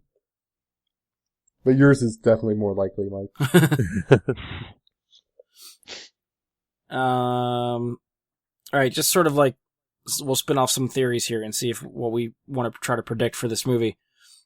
Ian sort of brought it up already a couple times. Do we think that this could end up being a slight remake of Empire Strikes Back? When all's said and done? Probably. And do you think that'd be a bad thing? Because really, like, if you're remaking a Star Wars movie, Empire Strikes Back isn't a bad one to pick. It's a lot of people's favorites. Yeah. So, yeah, I'm kind of hoping this is the movie, I think, where they can finally have the freedom to do something different. Like, I think Force Awakens did what it needed to do. It needed to sort of refresh our interest in Star Wars, try to not sort of rewrite, but redeem Star Wars after the prequels, which, following the template of A New Hope, is probably the best way to do that. So now that they've sort of brought everybody back into the fold, now I feel like they can start telling original stories. So I'm hoping it goes that way, but again, if they do end up hitting the beats of Empire Strikes Back, I don't think that would be a bad thing for me. I think I'd totally be fine with that. If they do it, because if you look back, Phantom Menace follows a very similar plot to A New Hope and The Force Awakens. It's, a lot of recycled material in there as well. And they had their chance with Attack of the Clones to go the same route as Empire, and they fumbled the shit out of that one. So True. But they're on a better path already because Force Awakens was not anything like The Phantom Menace. So Also true. I mean, it's still recycled material, but it wasn't shit. It was good. So But I think Attack of the Clones was like the best of the prequel movies, so if that's the pivot, I'm fine with that because at least it's the highest quality of that. Wait, is that your personal opinion? Is that? That's why I said it. Okay. That's why I said it was my favorite. Wow. I tend to think Revenge of the Sith is my favorite. I tend to think Revenge of the Sith is far and beyond the other two. Just the battle between Anakin and Obi-Wan itself, and the music in the background is just incredible. Yeah. I mean, I will give the lightsaber battles to the prequels. I mean, Darth Maul versus Obi-Wan and Qui-Gon is pretty fucking good. Yes. I mean, and Yoda and Dooku was fun. Yeah, that was pretty badass. First it was Obi-Wan and Anakin against Dooku, and then Yoda against Dooku. That was fun. They hit their lightsaber battles very well. Yeah. It was just the rest of the, I think a lot of that was just Revenge of the Sith, budget. we even get Yoda versus Emperor, which is pretty badass. Yes. You get Mace Windu versus the Emperor. Which is also pretty cool, yeah. I mean, it wasn't as good as the others, but I was going to say, that's still the weakest fight out of all of them in the prequels, I think. Is Sidious versus Mace Windu. I mean, he fucks up those first He had him on the ropes. He had him! Yeah, Sidious those other 4 Jedi that show up with Mace are such fucking, they're worthless. Yeah, I mean, you got Kit Fisto in there, I know. I don't know about the other ones. I can't remember who else was in there that gets killed. Shak Ti might have been in there. No, I don't think it was Shak Ti. I know Kit Fisto was, and the other ones I'm not sure, because Kit Fisto remains, he's like the last one left. Yeah, he's the guy with the green with the dreads, kind of. Yeah. I used to know their names. Yeah, I used to too. I can't think of what they look like now at the moment. He's the only one I can remember, like, in my head that I can still see the look of in the fight. So he walks in there with a nice swagger when they're going. Kit Fisto looked like he was a pretty cool Jedi, judging from the Clone Wars. So, yeah, the fact that Sidious was just like, "You're dead," I was like, "Okay, Sidious is pretty fucking powerful." Yeah, I think it was more trying to paint that he is more, again, like more the step up from what these Jedi are, that he can take them out that easily, but still, it seemed like they all just went out like a punch. They don't even move. That's because he's so fast. They just let him stab him through the chest, and alright. Yeah. Well, it's like when the Flash punches through someone's heart. You can't stop him. Still, I would have had more respect for Sidious if he took on all 4 of them at the same time and started piecing them off one by one, but they didn't choreograph He's not a dumb villain. That would be really hard to do with as old as that actor is. That's why they have stunt doubles. Yeah, but if you remember in the Clone Wars, Sidious goes after Savage and Darth Maul and just fucking annihilates the shit out of them. That's something I would have loved to see in live action. Yeah, it was really cool seeing it in cartoon. And he toys with them the whole time, like he's just laughing hysterically. Yeah, like it wasn't even a challenge for him. It was pretty awesome. All right, one other question. So, I've seen people theorizing about this, or maybe just making wild guesses, but people are thinking Luke is evil in this movie. Is anyone getting that from this trailer? No. I think he's embracing his dark side, like Mike said. He's trying to find the balance within himself, so he needs to let the light and the dark kind of collide inside him. Like, I've seen more than one reaction to the trailer where the opening where Rey slaps her hand on the ground and starts like trying to catch her breath. First thing that people think of is like, oh, was Luke trying to choke her? What? Yeah. That didn't even cross my mind. I don't know where they're getting it from. But yeah, I'd seen Maybe that reaction from a couple people. I don't know. I have no indication that Luke is trying to be evil or is evil in this. No, at most it's his realizing how shitty the teacher he was to Kylo and all those other kids. Yeah. So remorseful, not evil. Yeah, or remorseful, upset. Not evil. Evil's Yeah. too harsh of a word. Right. Okay. Luke needs to take some Xanax and get over well, I it. mean, I could see that too because if you remember Return of the Jedi, he sort of taps into the dark side for a little while. Uh-huh. A little bit right at the end. Yeah. Yep. No, And they then also. he- and then that's he- also the reason he wears all black was to signify that. Yeah. Which he's Okay, not that's wearing cool. in this. Like he's not wearing that now. He's definitely gray, brown. Yeah. Yeah, he's very Jedi Gandalf. Yeah. Yeah. That's a good way to do it.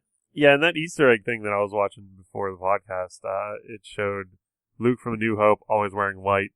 Luke from Empire Strikes Back, he was always wearing like a gray. And then Luke in Return of the Jedi was always wearing black. And I now, had never thought about that, but that is a really good thing to Yeah. pick up. Yeah, it was very white, then it was very neutral, and then it was very black in each of the successive movies. And then if you look at Force Awakens, it's very gray again. Yeah, that's a good point. That thought never even occurred to me. Neither did I. That's why I was like, wow, that's pretty enlightening. I didn't realize that. I've seen those movies fucking how many times, and I would never looked at his fucking attire. Right. All right, we think Luke is not evil. What about Rey? Do you expect Rey to go to the dark side? No. Because I feel I've seen a lot of people theorizing that Kylo and Rey are going to flip sides. Rey goes bad, Kylo gets redeemed. I see no evidence of that. I can only see her going dark side if it's revealed Luke's her father and abandoned her, and then she'd get real depressed about it. Yeah, actually, that would make a lot of sense. I laugh, but yeah, that would make sense. Do I think she's going to go full dark side? No, but I feel like what Mike was saying with the balance, she's going to have to let the dark side in. Okay. Does anybody see Kylo Ren being redeemed at all? Maybe not this movie, but by the end of the trilogy. Next I movie. feel like they're going to bait us with like he's still redeemable towards the end, so There's still good in him. yeah. Yeah, are we going to get the Darth Vader ending for him? I think he I think lives. Lives through the trilogy? Yeah. Like, lives through 9? Okay.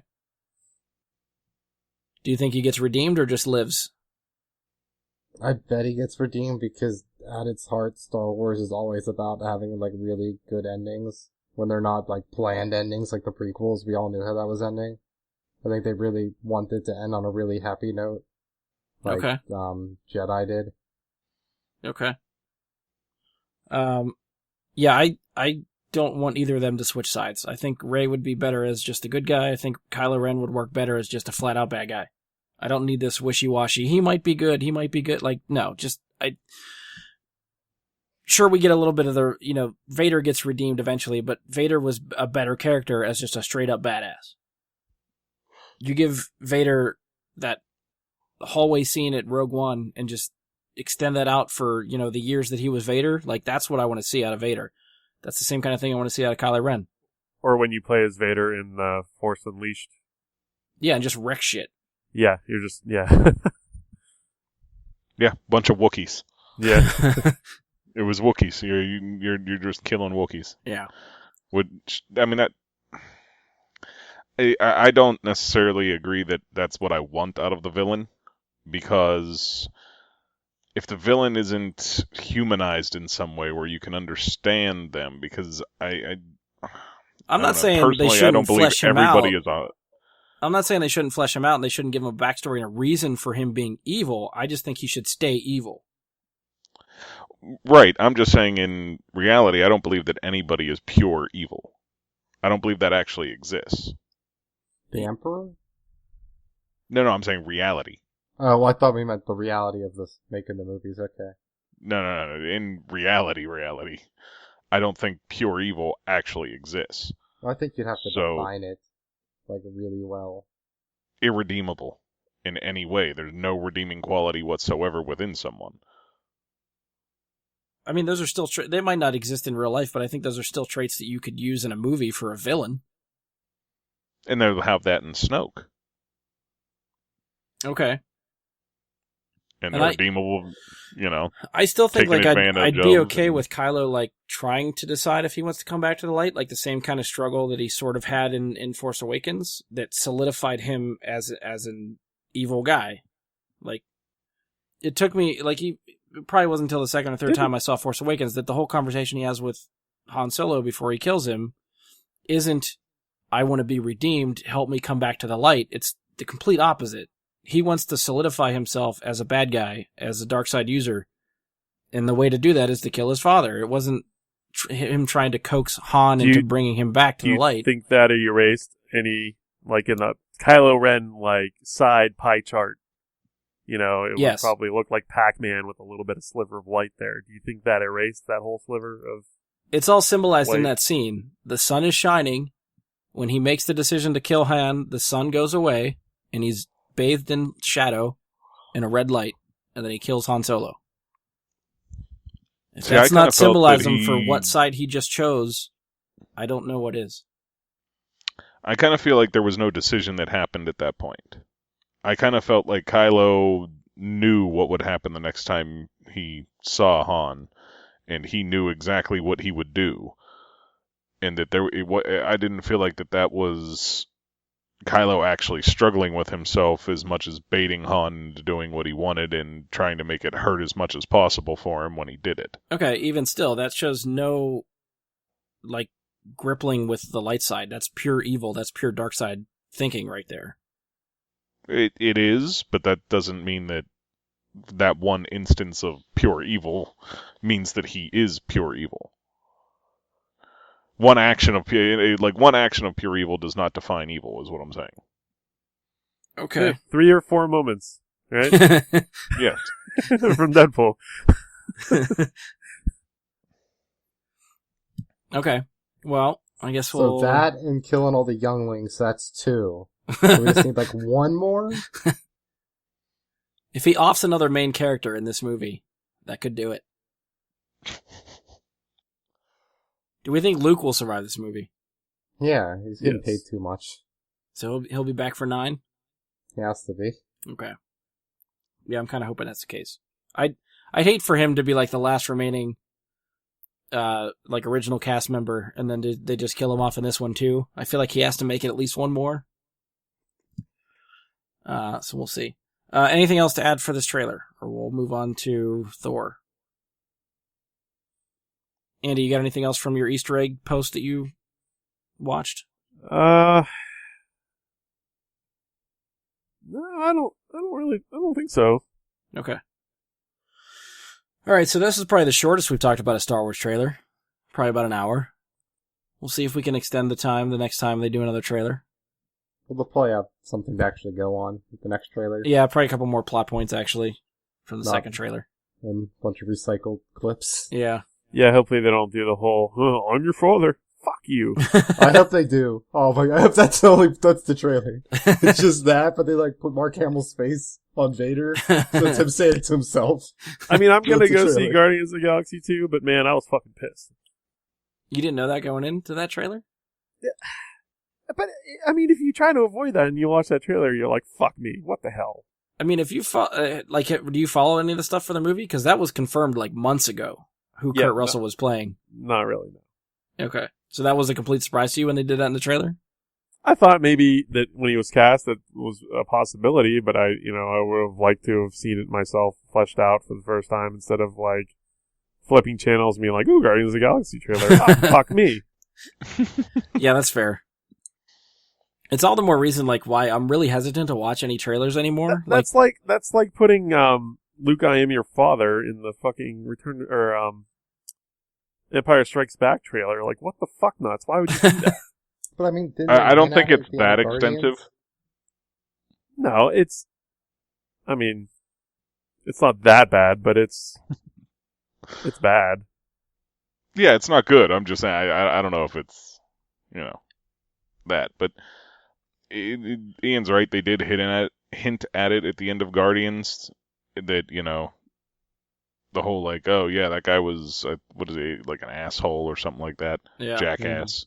Say so, you're gonna meet Star Lord's father. Mm-hmm. Like we know that's coming in this movie because they refer to it that way at the end of the last one. So, But do you have to play it in the trailer? I don't know. No, that's true.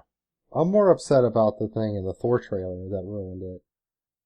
All right, well, that's a good segue. We'll get there next. Yeah, so as Ian said, we're going to talk about the Thor Ragnarok trailer. I don't know if I need to set this up at all, really, or do you just want to get into it, Thor trailer? What do you guys think? Anything stick out to you guys? It's much more colorful. Yes. Got a real, like, Guardians of the Galaxy vibe with it, like they're really trying to emulate that. They realize that's where the money is. Yeah. Because, like, the name makes it seem like it's going to be a really dark movie. But the trailer makes it seem like it's real bright and happy, and it's going to be a lot of fun, guys. Yeah. Which, at the rate they're going, it could be a good mix of both. I guess we'll just have to wait and see. Because, we still get glimpses of, like, how dark this movie could get with basically, Cate Blanchett leveling Asgard. Yeah. She also destroys Mjolnir, if I that too. saw it correctly. Like, holy shit. So she's a force to be reckoned with. Yeah. Who is she? Do we know? Who she was Hela. cast as? Eon. Hela. Okay. Hela. No, Hela. Yeah. Or Is it Hela or Hela? I don't know the correct pronunciation. But and it's actually Hela, Hela, Hel. Kind of all the same character, basically a form of Satan. Okay. But not Marvel's Satan. Marvel's Satan is Mephisto. So it's like Norse mythology Satan. Yeah. Okay. Like goddess of the underworld kind of thing. I would say more similar to Hades than Satan. I was gonna make the Hades reference. Ian, you mentioned that it feels kind of like Guardians of the Galaxy. Is that a good thing for you or a bad thing? I mean, in general, it's a good thing, but then you have movies like Suicide Squad that I think tried to emulate that too, and that didn't work out too well for it. Point taken. Yep. Like, I like the aesthetics. I thought it looked really cool, like, not just like the Guardian stuff. I thought the whole world, like, just looked really nice, and like that, I like that future tech feel of like Asgard and stuff. Yeah. So I really just enjoyed seeing more of that in the trailer. That's always been a big thing for me. I just like that, like, sci-fi cross with like the middle age thing that was going on. Yeah. Yeah, that is pretty cool. Yeah. Anything, are Andy? Go ahead. we annoyed about the reveal in this trailer? Yeah. I'm real upset. You talking about the Hulk? Yes. Yeah. Save that. Yeah. You saved Planet Hulk. You don't show me Planet maybe Hulk. it's just because I follow this stuff sort of religiously, but I knew Hulk was going to be in it too, but save something for me, like jaw drop in the movie theater, please. I really think like the Hulk would've thing is going to be screamed. in the first act of the movie. Like, I don't think it's meant to be a surprise. But I would have been screaming like, holy fuck, Planet Hulk's happening! You know? I'd have been But, real I mean, happy and like excited. That's the thing, is that Planet Hulk isn't like actually going to be happening here. I mean, Yeah, like I it's know, going to but be it a looks subplot. Like it's the outfit. Oh yeah, the outfit. Yeah, I know, but it looks cool, and I would have yelled about it still. Well, the marketing. Yeah, I know they're not doing the Planet Hulk storyline, but I would have yelled that because it's like, oh, that's the Planet Hulk costume. You guys get that reference, everyone here? Check with everyone real quick. Make sure we're all like on the same page. The marketing decision for that makes sense. The Thor movies, especially the last one, hasn't done really well. People would largely say that's probably the worst Marvel movie that's out so far. So how do they get people excited for another Thor movie? They put the Hulk in there. Like, that's a big reveal that's going to get people excited to go see the movie. So it makes sense while it's in the trailer. I agree it would be a much more fun reveal having just seen the movie, but for doing what it needs to do to get people to see the movie, I think it's in there for that purpose. I think they could have just cut it, though, when they said The Incredible, and I think people would have gotten it without showing it. Yeah, they could have said The Incredible, and then go to Thor, and he's roar. like, I know that guy from work! Yeah. And not even show The Incredible Hulk. But then you're like, it's The Incredible Hulk! You know, like, I'm pretty sure. I mean, I think for a general audience, that would be a good surprise way. Like, but if they said, The Incredible, and, I know him from work, everybody speaking here knows exactly what they would be referring to. It wouldn't be a surprise anymore. But we wouldn't have seen him yet. Yeah, I know. It would have been different. Yeah, true. Well, it could have been the Hulkbuster costume. That's pretty incredible. Anything else stick out to you guys? Mike? Anything? I didn't like that they cut his hair. I was going to ask about the haircut. Yeah. And the helmet. I don't know if that's helmet. going to be just for the one scene or what the deal there is, but if they were going to change Thor around so much for this movie and what they're seeming to do, I would have much preferred Beta Ray Bill. And I don't know how the hell they would have explained that, but it would have been fun. Yeah, Beta Ray would have been cool. Well, considering... Maybe that's a reveal they're saving. It could be. Just going back to the helmet thing, considering like the only time you really see Thor in a helmet is the very beginning of the first Thor movie, and then he never puts it on again. I was really excited to see him put the helmet back on in the trailer. I like a classic looking one. Yeah.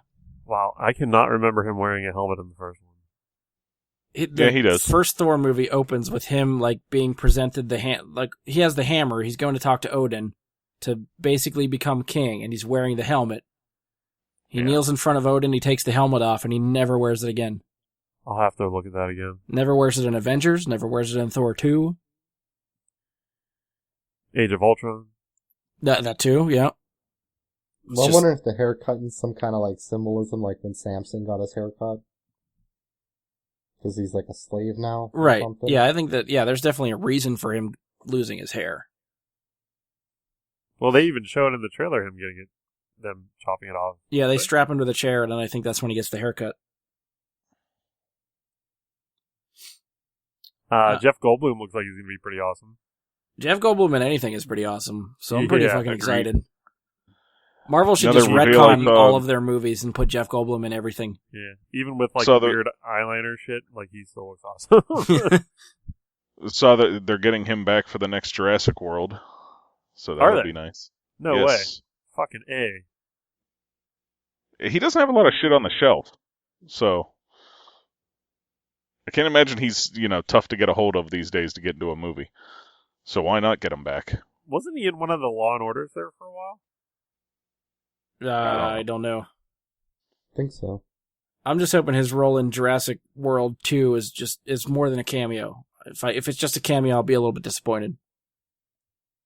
What do you guys think the 80s neon? Do you think that'll translate into the movie at all, or do you think that's just like a marketing thing? I'm pretty excited to see it. You hear Thor Ragnarok, and you kind of see some things about it, and you think, wow, this is going to be darker than Dark World. And then they show you this, and you're like, wow, this seems kind of fun and exciting. Kind of like Ian said at the beginning part of this thing. He's like, wow, guys, this looks fun, It does. Yeah, I think from what I understand, I haven't seen anything else from this director, but I think his other movies have had a sense of humor to them where, almost like they don't take themselves too seriously, which I feel like I'm getting that vibe from this movie. Which, I mean, most Marvel's movies have kept up a sense of fun, and they're always pretty lighthearted and good with the jokes and stuff like that. But for, again, like Andy said, for one that you think hearing the title should be the end of all things and hell on earth type of stuff, and you get this type of vibe from the trailer, it seems to go against what you'd expect, which I don't know if it's a good thing, but I'm still excited for it. Yeah, I watched the trailer and I was like bouncing up and down in my chair. I was like, this looks awesome. Well, plus the song choice fucking nailed it with this trailer. I loved it. What was the song choice? Oh, it was Led Zeppelin. Zeppelin, yeah. Yeah, there's something about that just fucking, it hit every note for this immigrant trailer. song, right? Yeah. Yeah. Well, how much humor do you think we'll see in this movie? Do you think it'll be straight up comedy, or think we'll get a lot of the dark stuff in there? They're just saving it for the movie. I felt like the humor from the first two Thors really fell sort of flat. Okay. I wouldn't say either of those movies was incredibly humorous. You just can't stand Kat Dennings? I don't mind Kat Dennings. I just Because she was the bulk of the humor in those movies. she was, and she made me chuckle, but it didn't meet the Marvel humor expectation, in my opinion. Those would be the low points on that scale. Okay. There certainly was no Ant-Man or Civil War. Those had some pretty damn good moments in them. Yeah. Mm-hmm. Also, don't have Paul Rudd in this though, so That's true. But I mean, Thor himself has had some pretty funny moments in the Avengers movies, but he just doesn't have them in his own movies. Chris Hemsworth himself is fucking hilarious, so I'm he is excited that he gets a chance to. If you've seen Vacation, he's hilarious in that. Yeah. I mean, don't get me wrong. The first Thor movie, when he walks into the pet store and just, I need a horse. I laughed at that when he slams the coffee mug on the ground. Another. I laughed at that. I still laugh at that every time I see it. His stuff was good. It's just the rest of the cast fell short on the comedy. Fair enough. When they're trying to write like an actual joke is when it doesn't come through. When it's Thor reacts, it's good. Yeah, that's but fair. The actual jokes miss. That makes sense. I got you. Do you think they'll correct itself in this movie? You think it'll be better? I'm hoping the direction of the trailer seems good, but you can cut a damn good trailer. Out of a shitty movie. Yeah. You can do that, yes. And we've seen trailers. Huh? And we've seen trailers recently, too, where like the cut of the trailer doesn't match the tone of the movie at all. Also true. And it's a very big disconnect. But I think Marvel knows what they're doing at this point, and I don't think they'd try and pull a bait and switch like that. Yeah. Who directed this? Takiti... Shit. I can't think of his name. Tequila Banana. No. Who directed the first two Thor movies? Different people. Branagh directed the first one. Yeah. Okay, I couldn't remember which one Branagh directed. That was the first one then. The guy that, I think one guy that directs Game of Thrones, a bunch of Game of Thrones, did Thor 2. I can't think of his name. I'm going to try to IMDb him real quick. Alan Taylor, Thor Dark World. Not overly familiar. Yeah, I'm pretty sure he did. Now I gotta look him up again. Oh, he did Terminator Genesis. So, there's... That's the best Terminator! He did that guys! Directly after Thor the Dark World. That was his next movie, was Terminator Genesis. Woof. Step up. Has he gotten work after that? I'd be surprised. Yeah. Still directing some Game of Thrones. Okay. I think that's all he's done after that. That's good. That's solid work. Yeah, Game of Thrones is really good, but he's done a lot of TV. Didn't really Boardwalk do Empire. a super good job with the movies there. He needs them to be short and like have a very strict budget. Yeah, I think he was another one that had said that he had problems working in Marvel's system and didn't really have too many good things to say about his time working on Thor. Taika Waititi. Funny, no one else did. That's the guy that did Ragnarok.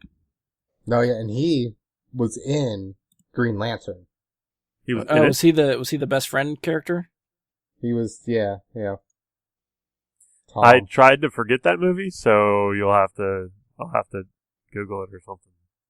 But yeah, his directing seems weird. It seems like some indie stuff, and then he did like some episodes for, you might remember a TV show called The In-Betweeners? The In-Betweeners was awesome. The BBC show? No, I'm pretty sure this is the US version. Oh, I never saw the US version. The British version was awesome.